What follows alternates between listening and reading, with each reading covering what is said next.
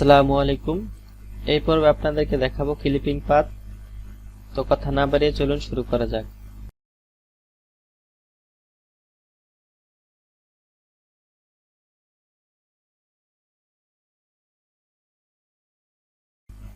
প্রথমে আমি ফটোশপটি ওপেন করব।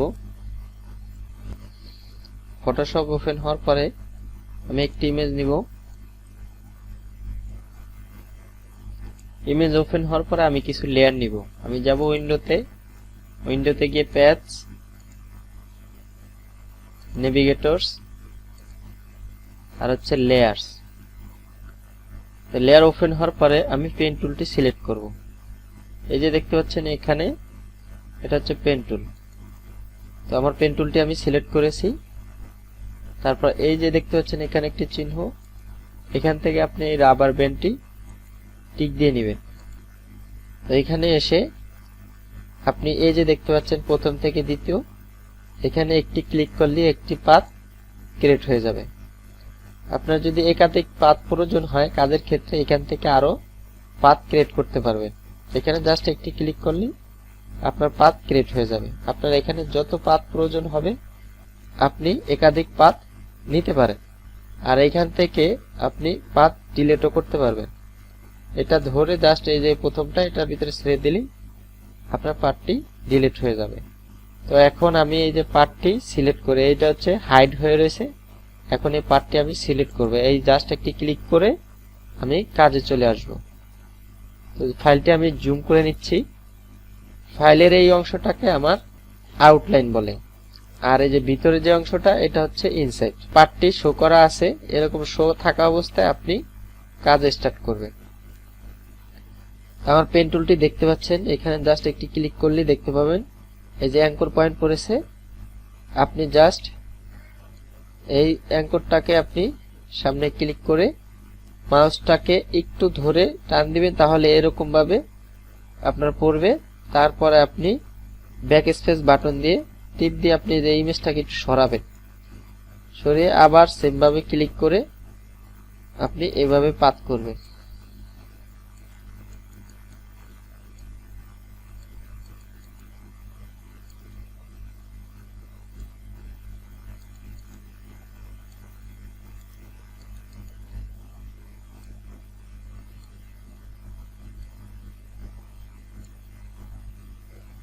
অ্যারো বাটন দিয়ে আপনি এগুলাকে সরাতে পারবেন।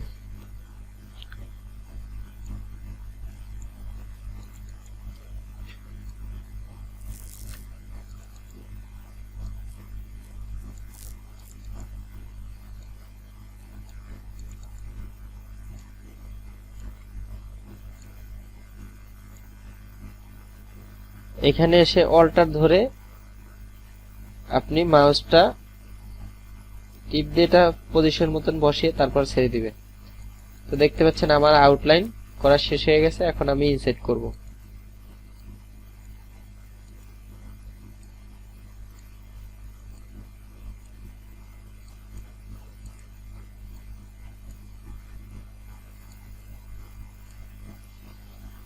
তো আমার কাজটি করা কমপ্লিট হয়ে গেছে। কাজটি কমপ্লিট হওয়ার পরে এখন আমি চেক করব যে কাজটি কোথাও ভুল আছে কিনা। সেটা আমি কিভাবে চেক করব? যে পার্টটি হাইড হয়ে গেছে, আমি পার্টটিতে একটি ক্লিক দিয়ে পার্টটি এরকম শো করে কিবোর্ড থেকে কন্ট্রোল এন্টার বাটন টিপেও এরকম একটি সিলেকশন হবে। সিলেকশন হওয়ার পরে আমি এটাকে কুইক মাস্ক করব। কুইক মাস্ক কিভাবে করব? জাস্ট শুধু কিউ টিপ দিলে তো দেখতে পাবেন এরকম একটি আলাদা ব্যাকগ্রাউন্ডে চলে আসবে, এটাকে বলে কুইক মাস্ক।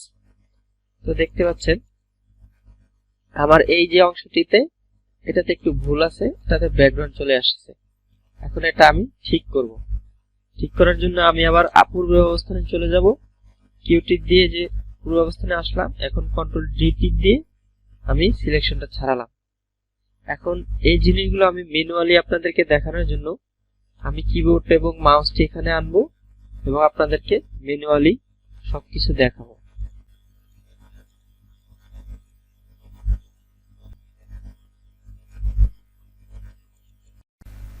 আমার যে অংশটিতে ভুল হয়েছিল সেটা আমি ঠিক করব। কিভাবে ঠিক করব? এই যে দেখতে পাচ্ছেন কন্ট্রোল বাটন, আর এই হচ্ছে লেফট বাটন। এই দুটো আপনারা একসাথে ধরে এই যে এরকম ধরলে আপনার এরকম একটা চিহ্ন আসবে যে গোলাকার। তো এখন আমার অ্যাঙ্কর পয়েন্টটি সিলেক্ট হয়ে গেছে, এই যে অ্যাঙ্কর পয়েন্টটি। এখন এই যে অ্যারো বাটন আছে এটা আপনি টিপ দিলে ভিতরে ঢুকে যাবে।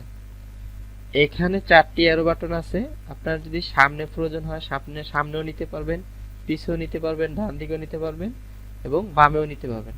এই 4টি অ্যারো বাটন হচ্ছে আপনার সামনে, পিছে, বামে, ডানে যেদিকে প্রয়োজন হয় সেদিকে নেবেন।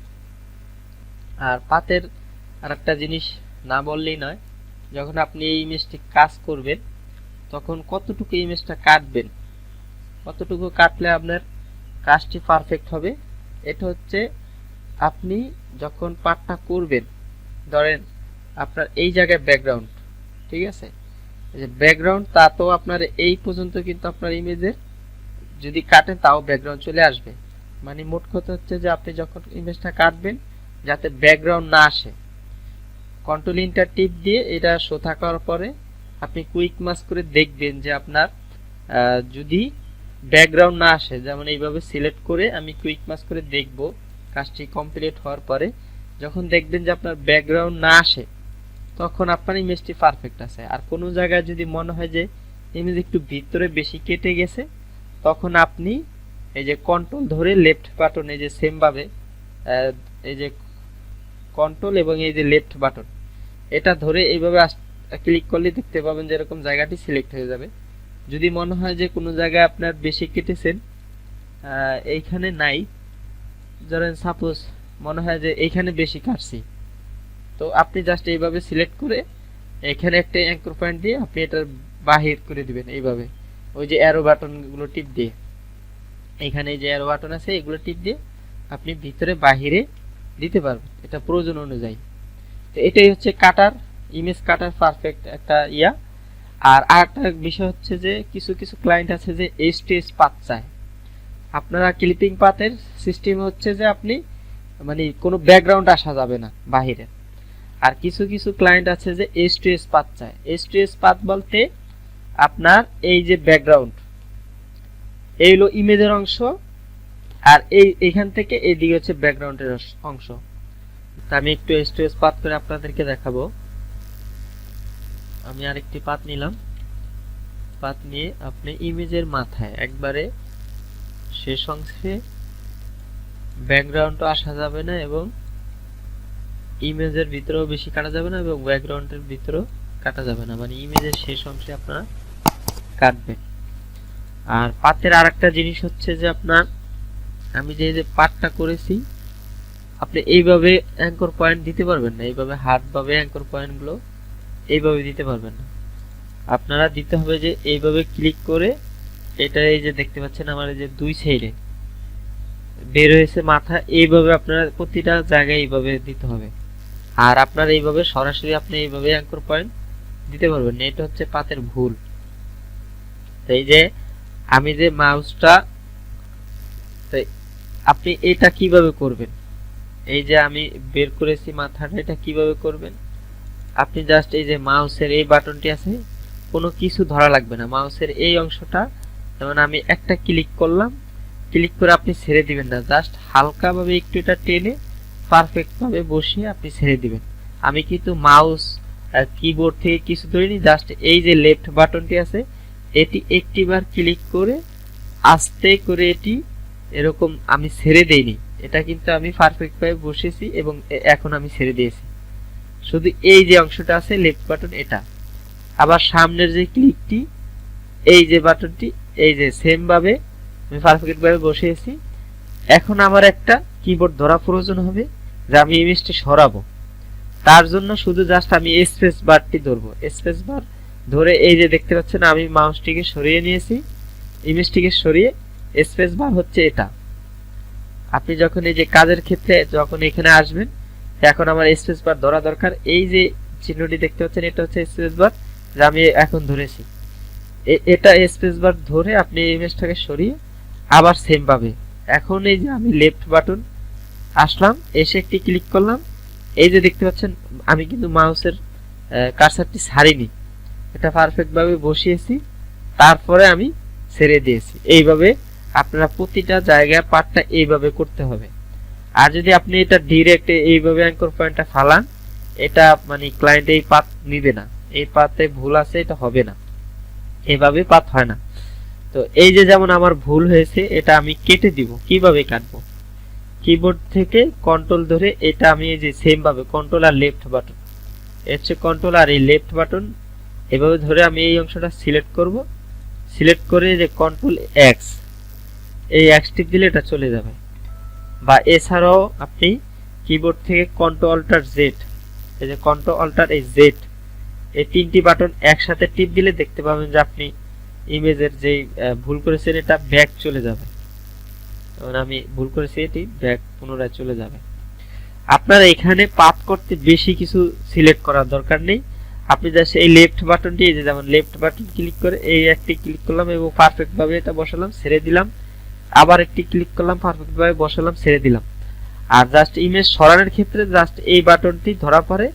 আর যখন আপনার ধরেন মনে হচ্ছে যে এই ইমেজটা ভিতরে ঢুকেছে, তখন এরো বাটন দিয়ে আপনি এগুলো সরিয়ে দিবেন।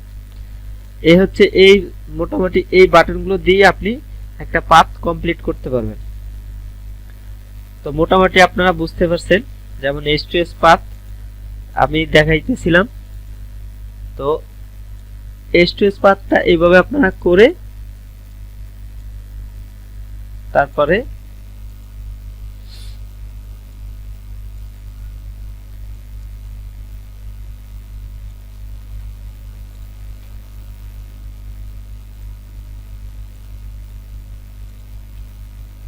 এইভাবে আপনারা H2S পাথটি করতে পারবেন।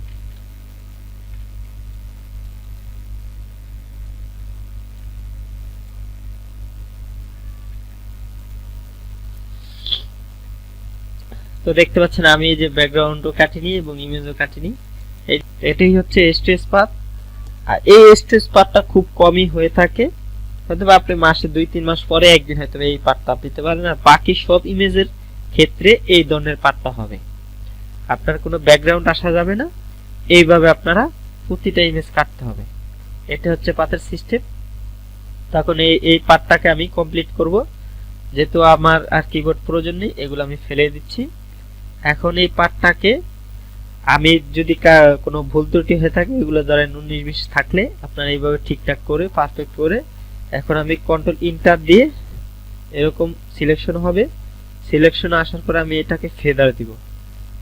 সিলেক্টে যাব, সিলেক্টে যে মডিফাই থেকে ফেদার 0.5 দিবেন। 5 দিয়ে ওকে করে এই যে ব্যাকগ্রাউন্ড দেখতে পাচ্ছেন, ব্যাকগ্রাউন্ড থেকে কপি নেবেন। কপি নেওয়ার পরে একটা ব্যাকগ্রাউন্ড চলে আসবে, আসার পরে এখানে অ্যাড করে দিবেন। অ্যাড করে দেওয়ার পরে এখানে অ্যাড মার্কস আকারে থাকবে। এখানে এসে পরের লেয়ারটিতে ব্যাকগ্রাউন্ডে আসে আপনি এই যে চিহ্নটি আছে এখান থেকে সলিড কালার, এখন আপনার যেই কালার প্রয়োজন হয় সেই কালার আপনি দিয়ে দিবেন। যদি সাদা হয় সাদা, ব্ল্যাক হলে ব্ল্যাক, যে কোনো কালার হলে আপনি দিয়ে ওকে করে দিবেন। ওকে করে দিয়ে এখন আপনার কাজটি কমপ্লিট। তো ভিডিওটি অনেক বড় হয়ে যাবে, তার জন্য আমি পরবর্তী ভিডিওতে সেভ নিয়ে আলোচনা করব। সবাইকে ধন্যবাদ।